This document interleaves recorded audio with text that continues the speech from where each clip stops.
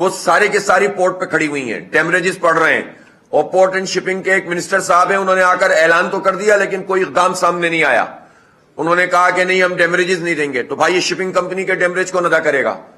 اور وہ shipping company کے جو ڈیمریجز ہیں وہ تو ڈالرز میں جائیں گے. تو جس ڈالر کا کرائسس ہے وہ آپ نے وہاں پر پورٹ پہ لا کر کھڑا کر دیا ہے، اور وہی ڈالر ہمیں مزید ادا کرنے ہیں، تو آپ کہاں سے ادا کریں گے؟ تو یہ ساری چیزیں برباد ہو جائیں گی. جو کھانے پینے کی چیزیں تو ویسے ہی ان کی ایکسپائری ہو رہی ہے، دوائیں نہیں بنیں گے تو لوگ مریں گے. تو آپ یہ بتائیں کہ کتنے بڑے بحران میں ان ظالموں نے کھڑا کر دیا. پھر چلیں آپ کے پاس ابھی پرابلم ہے تو 180 ڈیز کی جو ایل سیز ہیں یا کریڈٹ، آپ نے جو لوگ یقین دہانی کرا رہے ہیں کہ بھائی جو بھی ڈالر ویلیو ہوگی 180 دن کے بعد وہ ہم پے کریں گے. جب آپ یہ کر رہے ہیں تو اس کے بعد کیوں نہیں آپ کی چیزیں چھوڑی جا رہی ہیں؟ وہ بھی نہیں چھوڑی جا رہی، جس کے نتیجے میں پوری معاشی ایکٹیویٹی، صنعتی ایکٹیویٹی متاثر ہو رہی ہے. اسٹیٹ بینک جس کو ویسے تو اتنا امپاور کر دیا کہ وہ خود بادشاہ ہو گیا، خود مختار ہو گیا، ڈائریکٹ IMF کے ساتھ ہو گیا. ملک کی جو حکومت ہے اس کا رول ختم ہو گیا، اسٹیٹ کا رول ختم ہو گیا، اسٹیٹ بینک کا رول بڑھ گیا، یہ کر دیا. لیکن آج جب کرائسس آیا تو اسٹیٹ بینک بھاگ رہا ہے اور اس نے سارا کا سارا ساہوکار بینکوں کے اوپر شفٹ کر دیا ہے سارا معاملہ، اور اس کے نتیجے میں یہ بینک اپنی منمانیاں کر رہے ہیں اور ان کو کوئی روکنے والا نہیں ہے. تو یہ چیزیں کون روکے گا، کون پوچھے گا؟ تو پرائم منسٹر کیا کر رہے ہیں اور یہ جو فائنانس منسٹر ہیں وہ کیا کر رہے ہیں؟ تو فوری طور پر ان تمام لوگوں کو بٹھایا جائے، اس مسئلے کو ریزالو کیا جائے. اور خاص طور پر یہ جو اس وقت مسئلہ پڑا ہوا ہے پورٹ کے اوپر، ہمارے 7-8 ہزار کم از کم کنٹینرز موجود ہیں، ان کو چھوڑا جائے تاکہ کسی طریقے سے ہم بات کو آگے بڑھا سکیں اور ایکٹیویٹی ہو سکے. پچھلے دنوں انٹرنیشنل کرائسس بھی تھا اور ہمارے ہاں بھی مسائل تھے، تو جس کی وجہ سے ہماری صنعتوں میں آرڈرز کی کمی تھی. اب آرڈرز ملنا شروع ہو رہے ہیں. ظاہر ہے کہ دنیا ایک جیسے نہیں رہتی، لیکن جب آرڈر ملنا شروع ہو رہے ہیں تو ہمارے حالات ایسے ہیں کہ ہماری انڈسٹری چلے گی کیسے؟ اس وقت گیس کا شدید بحران ہے، اور ظاہر ہے کہ آپ کو بھی بتایا کہ زیرو پریشر کے اوپر جب آپ دے رہے ہیں گیس، تو یہ گیس کہاں سے خریدیں لوگ؟ کیا کریں؟ آئین کی آرٹیکل 158 کے تحت سندھ میں نکلنے والی گیس، جو کہ پاکستان کی گیس کا 71% ہے، یہ سب سے پہلا رائٹ سندھ کا ہے. اور ظاہر ہے اس میں اسپیشلی ہماری انڈسٹری بہت بڑی تعداد میں یہاں کراچی میں موجود ہے. ہمارا حق ہے کہ پہلے گیس یہاں پر پرووائڈ کی جائے. ہاں ہم یہ سمجھتے ہیں کہ بلوچستان کے بعض علاقے ایسے ہیں جس میں ہمیں تعاون کرنا چاہیے، وہاں شدید سردی ہے اور اس سردی میں ہمیں، لیکن آپ یہ بتائیں کہ پھر باقی گیس تو جو ہے وہ دینا بنتا نہیں ہے. ہماری سندھ حکومت رائلٹی تو لے رہی ہے اس کی، لیکن اپنی انڈسٹری کو جو ہے گیس فراہم کرنے میں کوتاہی کر رہی ہے، اپنے ڈومیسٹک لوگوں کو تنگ کر رہی ہے. اور اس وقت پورے شہر کا برا حال ہے اور لوگ بلبلا رہے ہیں کہ بھائی گیس کہاں ہے. تو اور نالائقی ہے کیا ہے؟ یہ حکومت ہو یا پچھلی حکومت ہو یا اس سے پچھلی حکومت ہو، جو ایکسپلوریشن ہونی چاہیے. جھوٹ بولتے ہیں کہ گیس کے ذخائر ختم ہو گئے، غلط بات ہے یہ. آپ پوچھیں ایکسپرٹس کو بٹھائیں، وہ آپ کو بتائیں گے کہ یہ بلاکس سندھ میں بھی موجود ہیں، بلوچستان میں بھی موجود ہیں، ایون KP میں موجود ہیں اور پنجاب میں بھی ریزرو موجود ہیں. ان بلاکس کی آئیڈینٹیفیکیشن ہو چکی ہے، ان کو مارک کیا جا چکا ہے، لیکن ان بلاکس کو ایکسپلور نہیں کیا جا رہا. کس کے کہنے پر نہیں ہو رہا یہ کام؟ انہی لوگوں کے کہنے پہ نہیں ہو رہا کہ جن کے قدموں میں ہمیں لا کر بٹھا دیا جاتا ہے. جو انٹرنیشنلی ہمارے اوپر اتنے بڑے بڑے ساہوکار ادارے ہم پر مسلط کر دیے ان ظالموں نے. ہم ایسے نہیں تھے اس ملک میں، ہمارے پاس ہماری اپنی سوورنٹی تھی.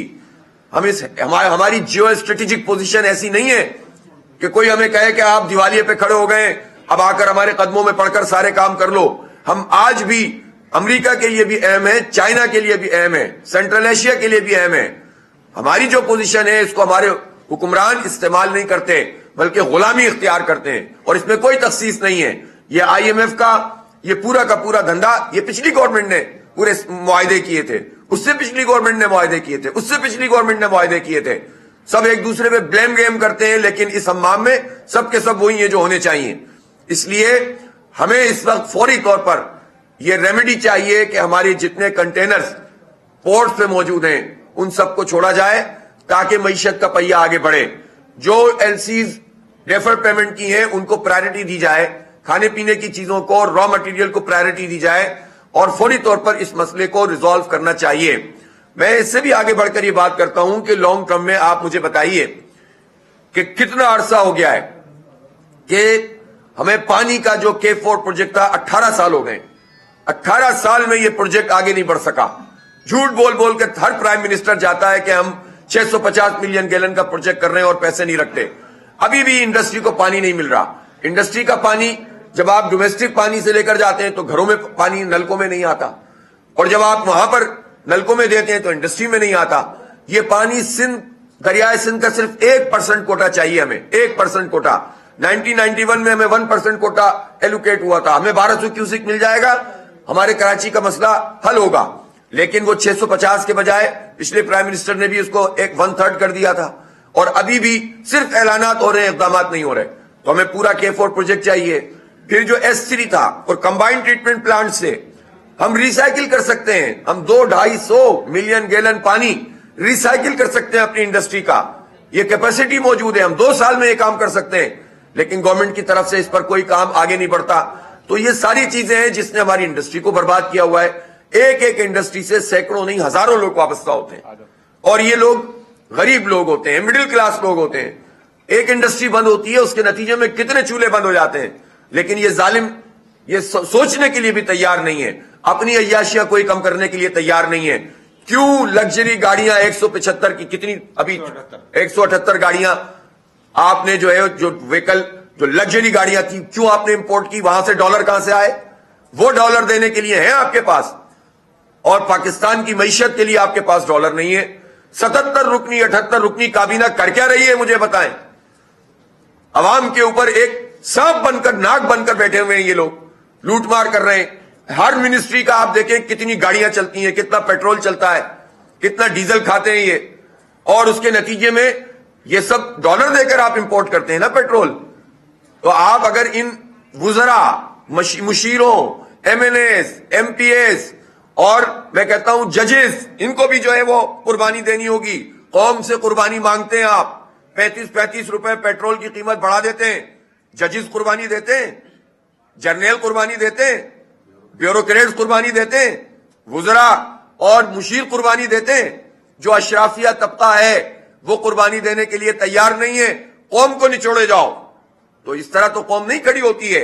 आप कहते हैं कि रेमिटेंस में हमारा बहुत बड़ा इन्हिसार है, लेकिन आप बैरून मुल्क पाकिस्तानियों को देकर उनसा पाकिस्तान रहे, कौन सा एतमाद दे रहे हैं? तो ये हुकूमतें वो एतमाद देने में नाकाम हो गई हैं बुरी तरह। इन्हें अपनी नाकामी का एतराफ करना चाहिए और बताना चाहिए कि 75 साल में इन जालिमों ने जो बदल बदल कर, ही देखें आज जो आपको वजीर मिलेंगे वो पिछली गवर्नमेंट में भी थे, उससे पिछली में भी थे, उससे पिछली में भी थे। खानदान बदल जाते हैं, बाप के बजाय बेटा आ जाता है, बेटे के बजाय ताया आ जाता है, ताए के बजाय भतीजा आ जाता है, वही खानदान है, हर पॉलिटिकल पार्टी में होते हैं। फिर मैं इसको सपोर्ट करूंगा कि जागीरों पे टैक्स नहीं लगता, यूटिलाइज नहीं हो रही है हमारी जमीनें, लेकिन उन पे टैक्स नहीं लगाया जाता, सब्सिडी दी जाती है। हमारी जो डोमेस्टिक और इंडस्ट्रियल जो इलेक्ट्रिसिटी है उस पर सब्सिडी नहीं होगी, लेकिन ट्यूबवेल पे जिनके रकबे बड़े बड़े हैं उन पर सब्सिडी दी जाती है। क्यों? ये पैसे उनको क्यों दिए जा रहे हैं जागीरदारों को? इसलिए कि यही जागीरदार असेंबलियों में इलेक्टेबल की सूरत में मौजूद हैं और हर पार्टी में होते हैं। क्या पीटीआई, क्या नून लीग और क्या पीपल्स पार्टी, हर पार्टी में ये जागीरदार बैठा होता है, ये अपने खिलाफ कोई फैसला नहीं होने देता। इंडस्ट्री सफर करती है, अवाम सफर करते हैं, इसलिए अवाम को भी उठकर खड़ा होना पड़ेगा और जेन्युइन लीडरशिप में खड़ा होना पड़ेगा। धोखे में ना आए, ये धोखा देने वाले, इनका आम हम लोगों से कोई ताल्लुक नहीं है। आप किसी भी पार्टी की लीडरशिप को देख लें, उसके दाएं बाएं कौन लोग होते हैं, उनका आम लोगों से क्या ताल्लुक है?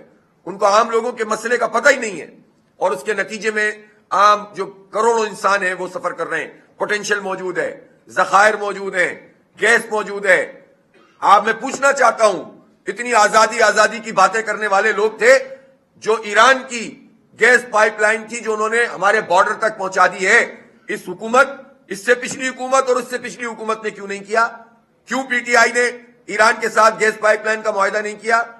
क्यों जरदारी साहब ने अपने आखिरी वक्त में यह मुआहदा किया था कि अगली हुकूमत पे पड़ेगा, अमेरिका का मसला है तो वो फेस करेंगी, और दोबारा अब जरदारी साहब आए तो उस पर क्या कर रहे हैं?